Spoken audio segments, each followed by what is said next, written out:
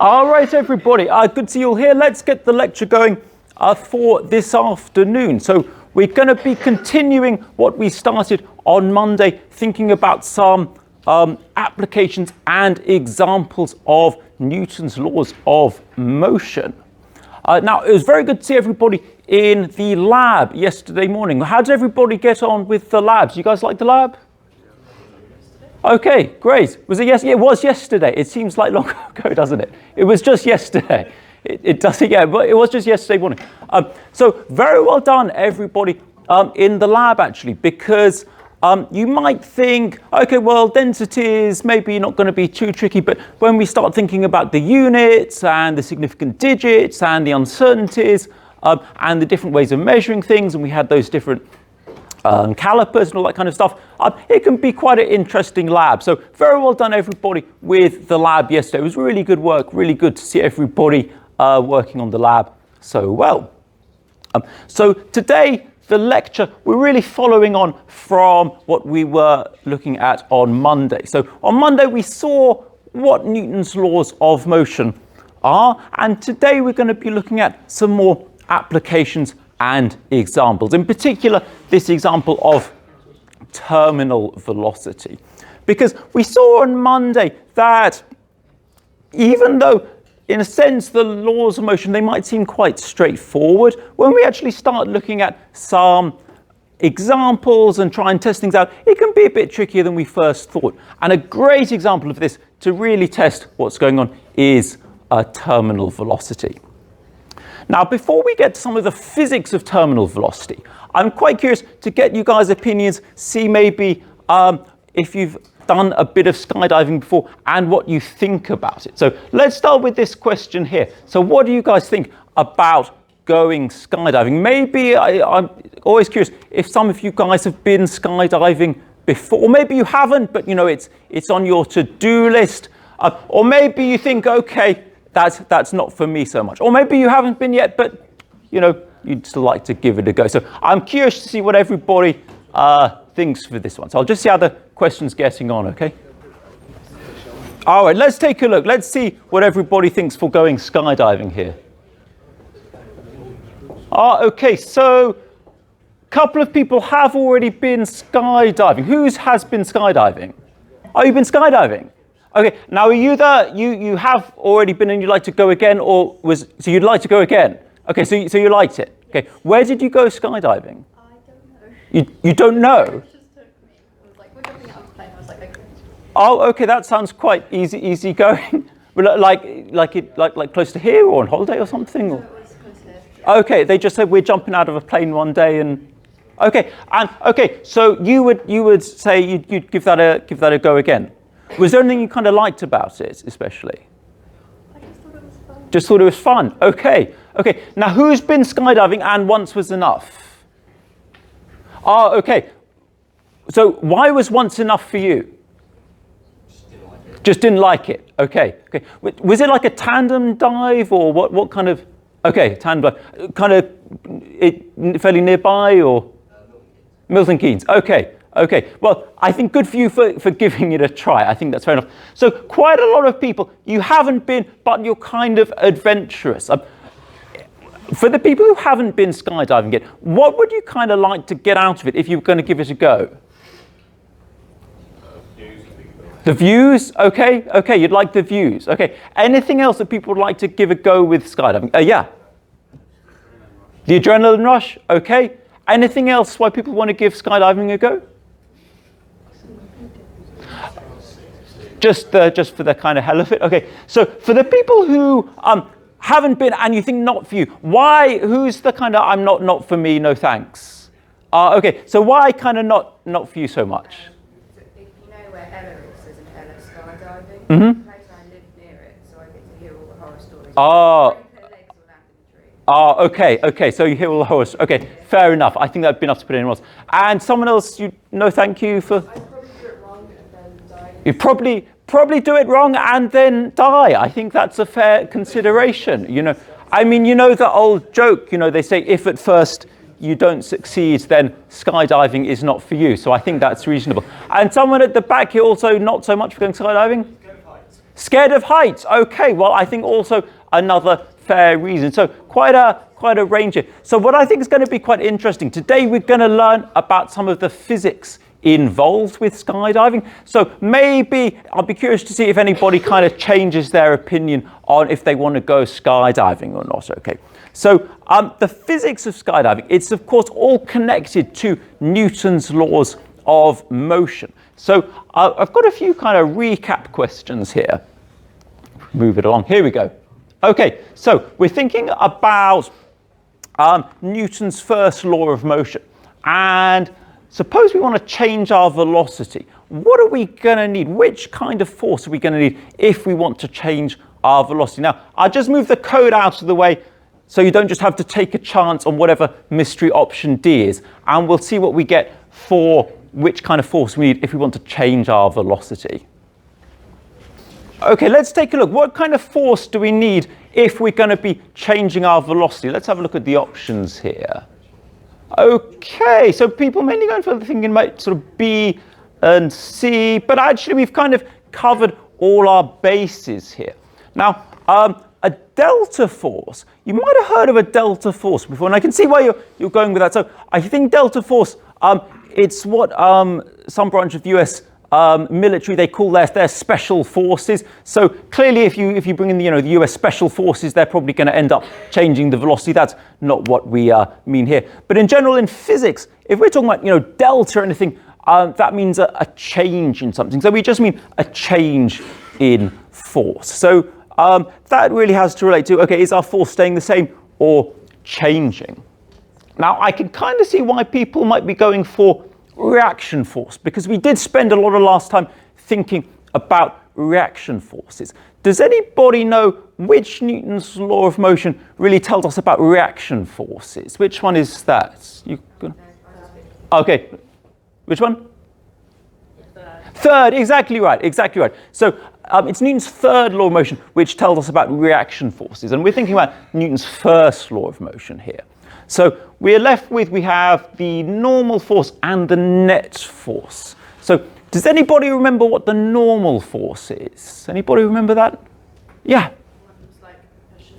Exactly right, very good. So did everybody hear that? So it's the one that sort of pushes back up. Okay, so if you're pushing down on something, the normal force is the one that's pushing back up.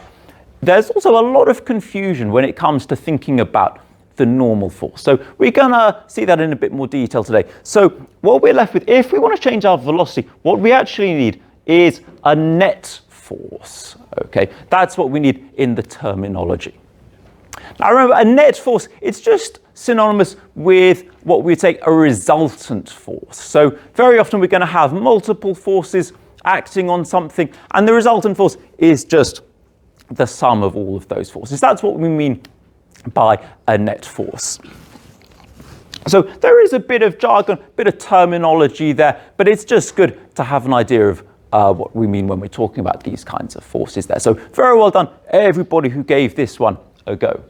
Now, the normal force, it can be surprisingly confusing because we do think that, okay, it's that force that pushes back on things. So I've got a question here. Why is the normal force called the normal force? What is so normal about the normal force?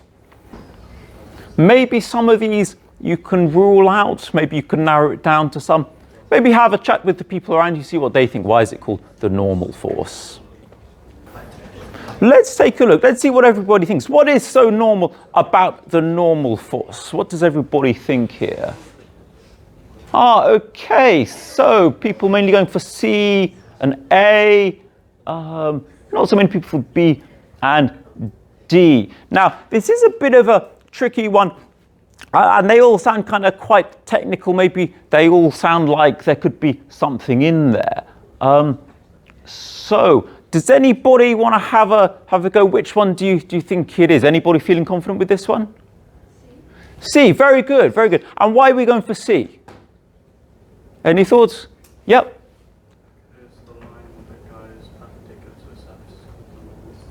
Exactly. Did everybody hear that? So it's the line that's perpendicular to a surface, that's called the normal. So if we have a surface and if we've got some vector like this, if the vector is perpendicular to the surface, in geometric terms we say that's a normal vector. It's really just another term for saying something's perpendicular. So what the normal force really means is it's the perpendicular to a surface force. That's kind of what we mean by normal. So very well done everybody who gave that one a go, especially if you got that it's perpendicular. But well done if you gave that one a go, because that is a bit of a tricky one.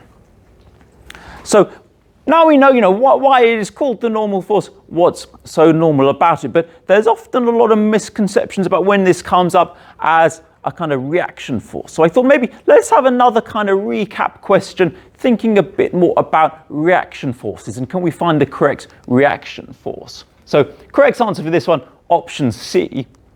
Let's have a think about this one where we're looking for a reaction force, okay? So if we've got some objects, we've got a little tiny giraffe eraser over here. I don't know what that's going, but this will be just fine for an object, okay? So suppose we've got an object at rest on the surface, okay? So we know that the normal force is equal and opposite to the force of gravity. So our little object here, it's not moving anywhere. It's got a force of gravity, and then there's the normal force. So why are these two forces equal and opposite? I'll get the question going. Let's see what everybody thinks for this one. Okay, let's take a look at the results for this one. Why do we have these two forces and they're equal and opposite? So why is that? Let's see what everybody thinks for this one. Oh, okay, so pretty evenly split here. Okay, so we've got more people maybe going for A and C, but it looks like we've kind of got most of the bases covered here. So this is always interesting. So what do we got here? So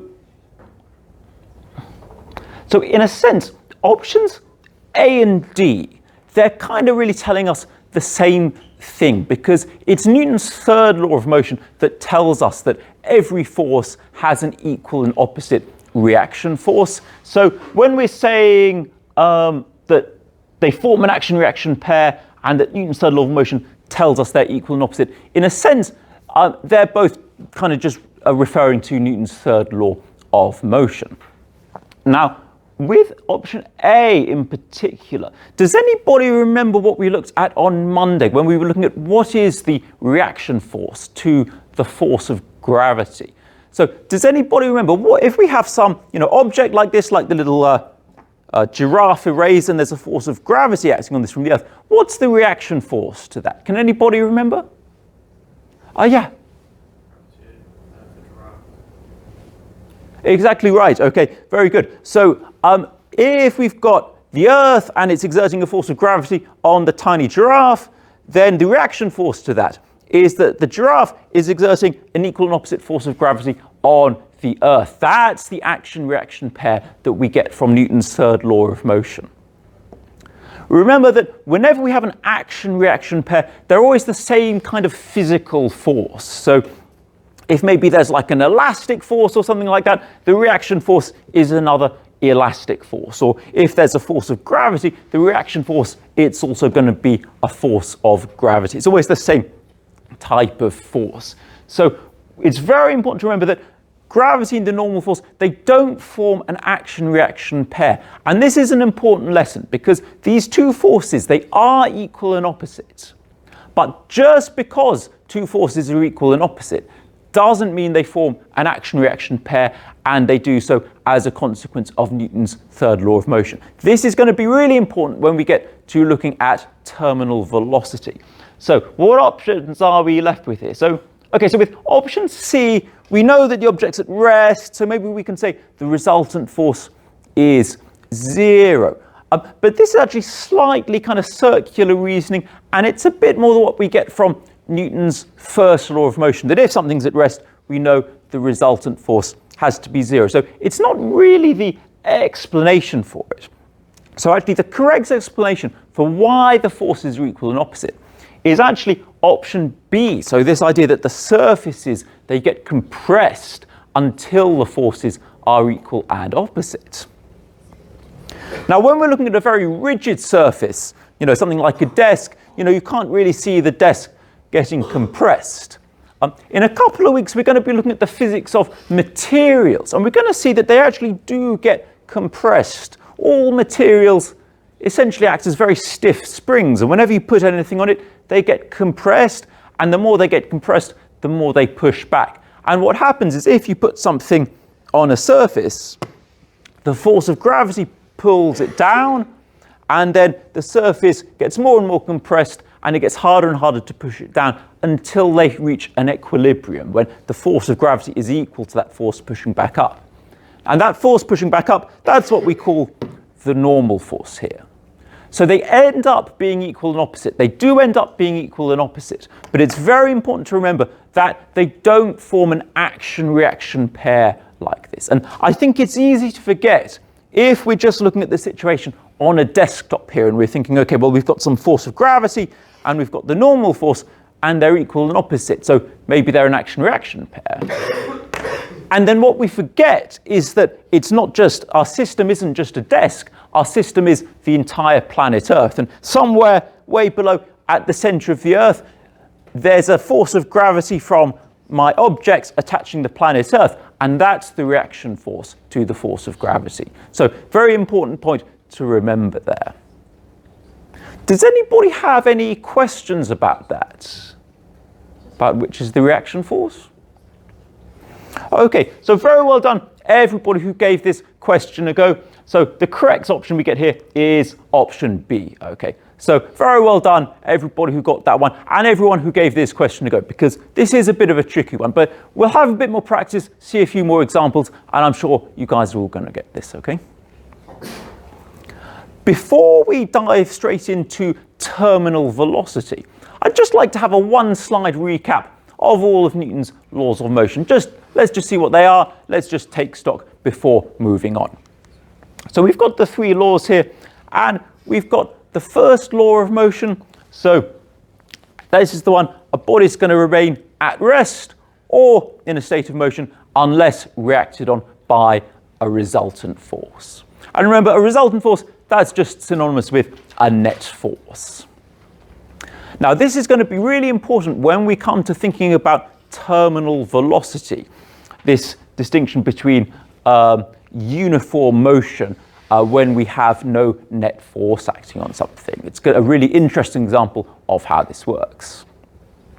Does anybody remember what Newton's second law of motion is? Anybody remember this one? There are a couple of different ways we can state Newton's second law of motion. Yeah, very good, very good. So probably the most often way that we'll see Newton's second law of motion is that force is equal to mass times acceleration. So if we have some mass and we'd like our mass to accelerate, then we're going to need a force. Now this is a bit tricky. Can anybody remember the other equivalent way to write Newton's law of motion? Yes?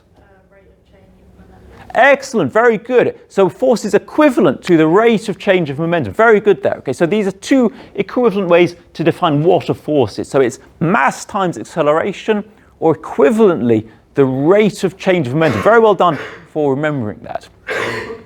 Now, the second one can be a bit more counterintuitive. So if you're not too sure about these, we're going to have some examples of both of these in the workshops, and maybe we can go over exactly what we mean by rate of change of momentum. Once you've tried a few examples, it makes a bit more sense. So do make sure you come along to the workshop, give some of those questions a go, come and ask us for help if you're not sure about that, okay?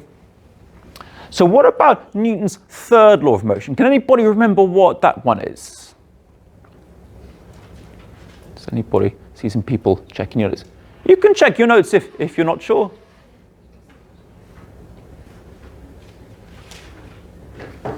What do we reckon? So, yeah, someone. Reaction is an opposite and equal reaction. Yeah, very good, very good. So every force has an equal and opposite reaction force. So here we go. So very well done, everybody, for remembering all of those there. Now, the thing I'd like to emphasize with this slide is that we can quite easily fit all three of Newton's laws of motion on one slide. There doesn't look like there's too much to them. Where this gets interesting and where it gets important is when we see how they apply to different kinds of physical situations. So when we're looking at how things are moving, what things are causing the movement, what forces are affecting things, that's when it really gets interesting. That's when we really have to think hard about Newton's laws of motion. So we've already seen a few examples about, something at rest on a surface, or maybe things moving along, with some constant velocity or something like that. But the classic example, the one that really tests your understanding of Newton's laws of motion, is terminal velocity. So even for those people who you'd say, okay, I really don't, skydiving, not for me, no thanks, okay. Even if you don't have any plans to go skydiving, still very important to have an idea of the physics of terminal velocity, because we really need to understand what's going on with the physics to understand the rest of the things that we're going to be focusing on for this semester. Now, I don't know about you guys, but when I hear terminal velocity, that always sounds like the name for, it could be like a really good, like cheesy 90s action movie, something like that, terminal velocity. If that always sounds quite dramatic. Now, it turns out that somebody has actually already made the movie here. So Charlie Sheen starred in Terminal Velocity, was released in 1993. So I do think it's a great kind of name for a 90s action movie like this. I don't suppose there's anybody seen it. Probably not. So I was slightly surprised when I actually found out that it was in fact a real movie. So it looks very exciting, and I think there's lots of drama and things with people falling out of planes. So that's the movie of terminal velocity. But of course, today, for the rest of the lecture, we're going to be focusing on the physics of it. So let's take a look. Let's get started. And the place to start thinking about terminal velocity is really what's going on with the forces involved when you're skydiving. Where are the people who've been skydiving before? Okay, someone else? Okay. So maybe when we go through the forces, I'm curious to see if this kind of matched what you guys found when you were skydiving. So let's take a look at what's going on here. So what I've got here, I've got a little diagram of a skydiver, in the position you've got to go in when you're skydiving. And what we've got over here, it looks a bit similar to the kind of kinematics graphs we've seen before. We've got time on this axis, but on the vertical axis here, instead of velocity or acceleration, something like that, what we have is force. So we're plotting force against time. That's going to be really important for understanding terminal velocity. Now, the key thing that's going on when we're skydiving and thinking about terminal velocity is that the force of gravity acting on us is constant. So we can depict the force of gravity with a little arrow coming out from our skydiver here. Force of gravity is attracting the skydiver down, and that force of gravity is constant. So we're not changing our mass as we're skydiving. The Earth isn't changing. So the force of gravity is just going to remain constant throughout the duration of our skydive. So let's think, what is the graph of force versus time going to look like if that's constant there? So before I show it on the screen, everybody just take a moment in your notes, try drawing in what you think it's going to look like, and then we can do a little comparison, see what everybody thinks. So just try, on this graph here, try drawing in what the constant force of gravity is going to look like. And remember, it's not changing with time. Looking around, seeing people drawing, it's looking good. Let's take a look at what this force looks like here. So if we actually put the force on the graph, it looks something like this. So it doesn't change in time. It's just a constant force of gravity as we're skydiving. Is that what everybody got in your notes? Everybody got that? So some people are not so sure. I knew it was a straight line, but Great point. Whether it's positive or negative. Great. To everybody here, this is a really important point. So we know it's a straight line, but is it going to be positive or negative? Very good thing to think about. Okay. The key thing when we're thinking about the sign of the force like this is to be consistent. So if we want to say, up is positive, then force of gravity down is going to be negative. If you are working through your own problems like this, maybe in the workshop, and maybe we're thinking about, distance from an aeroplane, right? So maybe you jump out of the aeroplane and you're saying, well, what's your distance versus time? you might say, well, I'm going to say that distance is positive. And in that case, you might say, well, our force of gravity is positive because it's moving away from the aeroplane. It's increasing our distance. So that's a very good point thinking about the sign. The key thing is to be consistent. So in this graph, we're saying force of gravity is pulling us down. So if we plot the graph here, then it's just going to be a negative line like that. Did anybody get that in their notes? Okay, very good. If you got that. Now, related to the sign, what I'm going to do, because it's going to help us in just a moment, is I'm going to draw the same magnitude of the force, but just positive. Okay, so this little dashed line here, this is the same magnitude, but I've just done it positive because it's going to be really useful for comparison in just a moment. Now, the force of gravity on our skydiver is constant. What's going to be the other main force acting on our skydiver? Any thoughts? Drag, very good. The drag force, okay, that's going to be the other force. And can anyone think, what makes the drag force interesting? Any thoughts about this? What makes the drag force interesting? Is the drag force going to be constant? We've got an idea over here.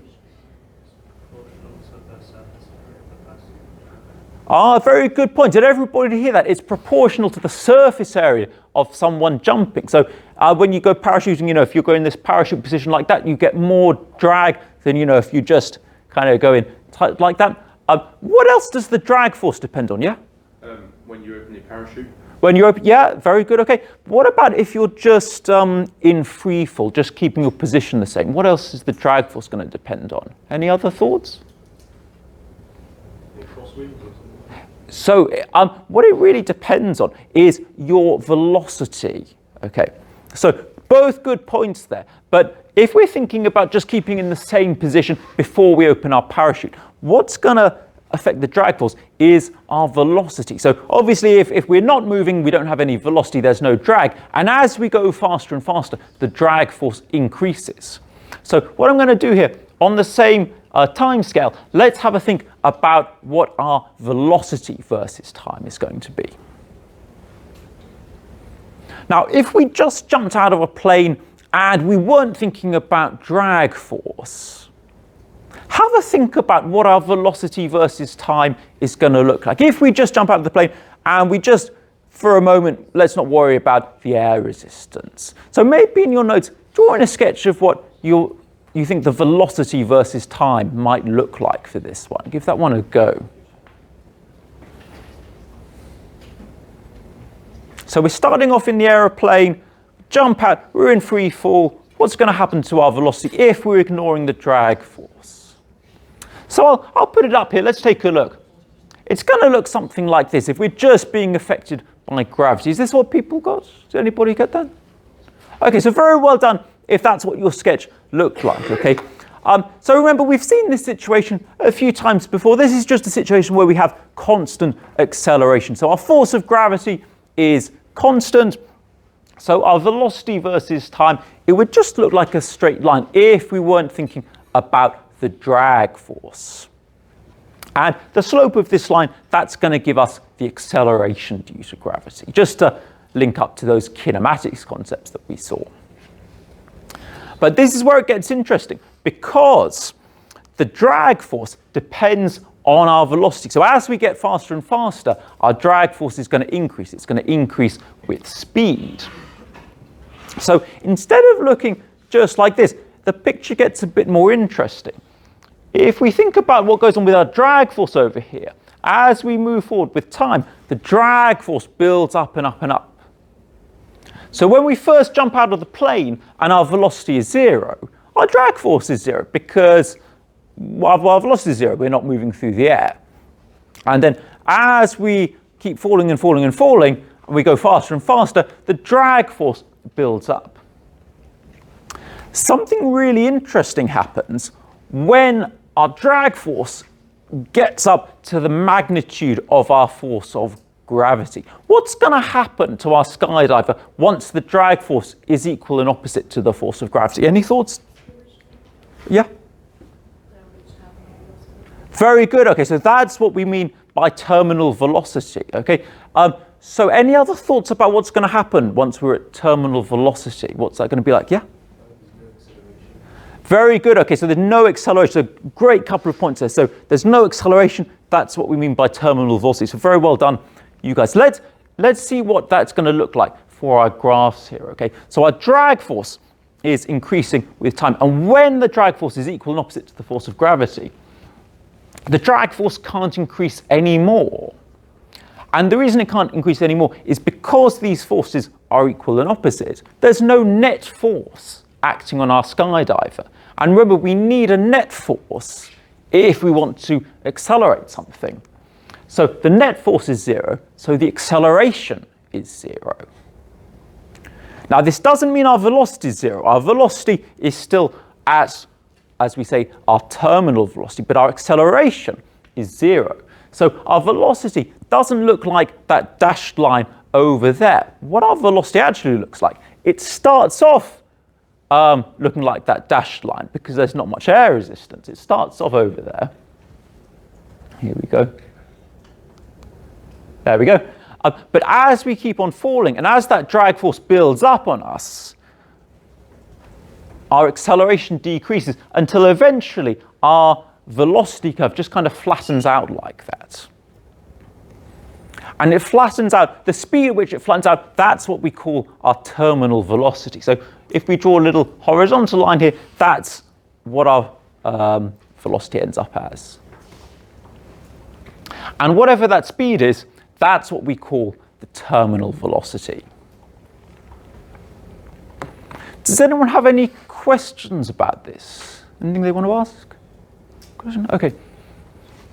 All right. So that's the basic idea with terminal velocity, that it's the velocity we reach when our drag force is equal and opposite to our force of gravity.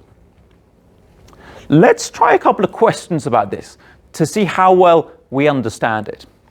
So suppose we are falling at terminal velocity.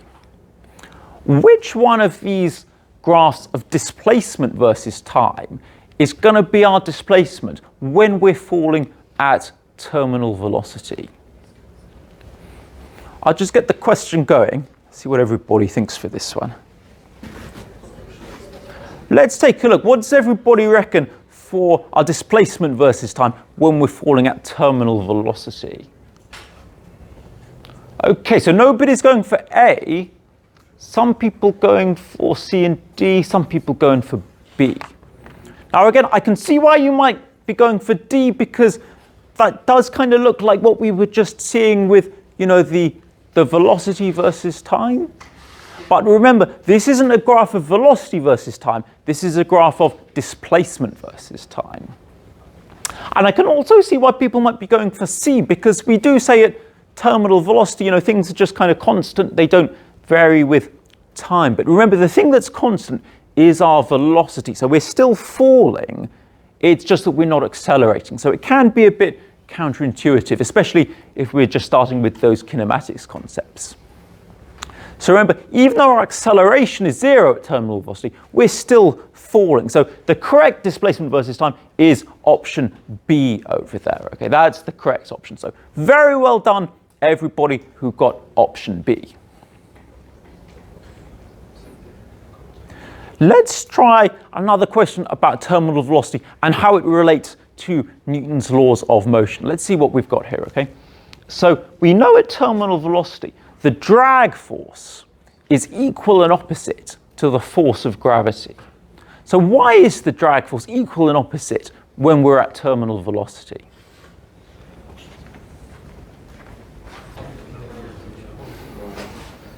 Okay, let's see what everybody thinks for this one. Why are these two forces equal and opposite? Now, this question is really the key to not just only understanding terminal velocity, but also to really understand what's going on with Newton's laws of motion. So let's see what everybody thinks for this one here. Who we got? Ah, okay. Oh, fantastic. Okay, great, great. So most people are going for B. Okay, so very well done, everybody who got this question, gave the question a go, and especially if you went for option B, okay, because that's the correct result here, okay, that the reason the drag force is equal and opposite to the force of gravity, it's not as a consequence of Newton's third law of motion. It's because the drag force increased until it was equal and opposite to the force of gravity, okay? So they don't form an action-reaction pair, okay? So I think last thing for today, let's just try one more very quick question to wrap things up about Newton's laws and terminal velocity for today. So correct answer for this one, option B. Very well done with that one. Let's just try this last quick question, okay? So when we're at terminal velocity, what is the reaction force to the force of gravity acting on the skydiver? Okay, let's see what everybody thinks for this one. What's the reaction force to the force of gravity? What does everybody get? Okay, so some people thinking A and B. Nobody's going for D.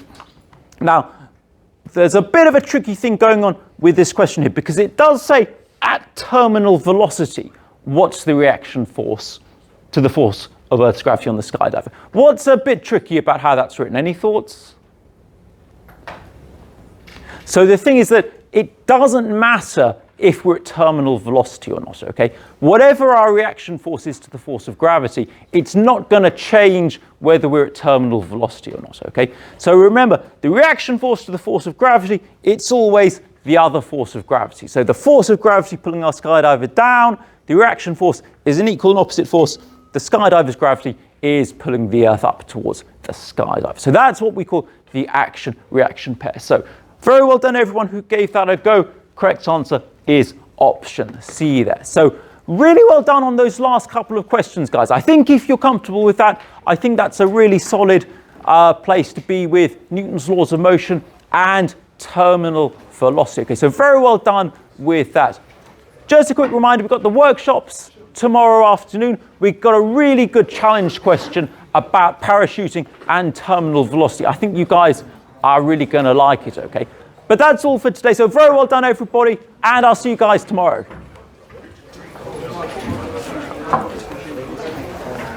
Cheers, sir. Oh, you're welcome. How are you guys doing?